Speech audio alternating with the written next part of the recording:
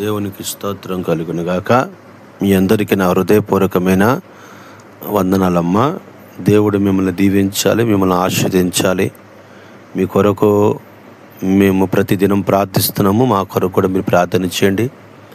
మీ సమస్యలు ఏదన్నా ఉంటే కామెంట్ రూపంలో పెట్టండి. ఖచ్చితంగా వాటి కొరకు మేము రిప్లై ఇచ్చి ప్రార్థన చేస్తాము.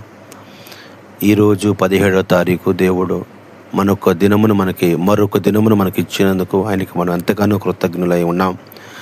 69వ కీర్తన ఒకసారి మనం జ్ఞాపకం చేసుకుంటే ఒక వచనంలో ఒక మాట రాయబడి ఉన్నది. కీర్తనలతో నేను దేవుని నామాన్ని స్తుతించెదను, కృతజ్ఞతాస్తుతులతో నేను ఆయనను ఘనపరిచెదను.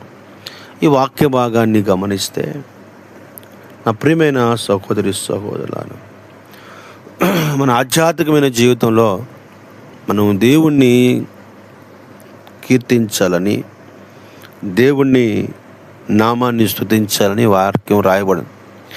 ఈ రోజున నీవు ఆయనని స్తుతించగలిగితే, ఆయనని ఆరాధించగలిగితే, ఆయనని యొక్క అవమానాల్లో నుంచి నిన్ను ఆయన విడుదల చేసి నీకు ఘనతనిస్తాడంట. ఏ విషయంలో నువ్వు అవమానించబడ్డావో ఆ అవమానాన్ని తొలగించి దేవునికి ఘనతనిస్తారంట. ప్రభువుని స్తుతించాలని ఇక్కడ వాక్యం మనకు రాయబడింది. కృతజ్ఞతలతో నేను ఆయనను ఘనపరచుతును.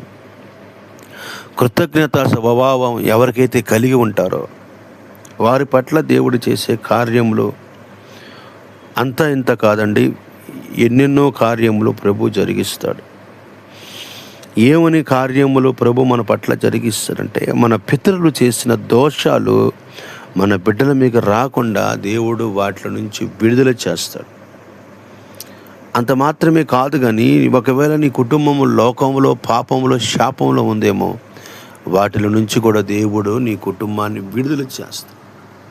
నీ అంతరంగమైన పరిస్థితుల నుంచి కూడా నీకు విడిపిస్తాడు. ఆయన విడుదల కలగ చేస్తున్న నమ్మకమైన మేలులతో ప్రభు నీకు ఆయన అనుగ్రహించబోతున్నాడు.